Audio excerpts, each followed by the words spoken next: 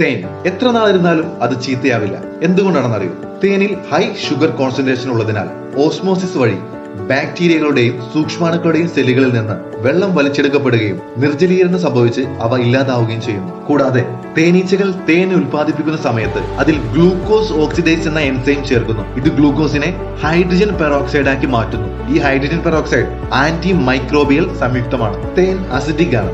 അതായത് തേനിന്റെ pH ഏകദേശം 3.2 മുതൽ 4.5 വരെയാണ്. ഈ ഉയർന്ന അസിഡിക് സ്വഭാവം ബാക്ടീരിയകളുടെയും ഫംഗസുകളുടെയും വളർച്ചയെ തടയുന്നു. മാത്രമല്ല ബാക്ടീരിയകൾക്കും മറ്റു സൂക്ഷ്മാണുക്കൾക്കും വളരാൻ വാട്ടർ കണ്ടന്റ് അനിവാര്യമാണ്. എന്നാൽ തേനിൽ വെറും 17 മുതൽ 18% മാത്രമേ വാട്ടർ കണ്ടന്റ് ഉള്ളൂ. ഇത് അവയുടെ വളർച്ചയെ ബാധിക്കുന്നു. തേനിൽ നാച്ചുറൽ ആന്റി ബാക്ടീരിയൽ സംയുക്തങ്ങളായ മീഥിൽ ഗ്ലയോക്സൈൻ, ഡെഫിൻസിൻ 1 മുതലായവയുടെ സാന്നിധ്യവും സൂക്ഷ്മജീവികളുടെ വളർച്ചയെ തടയുന്നു. For more updates, please subscribe, like and share.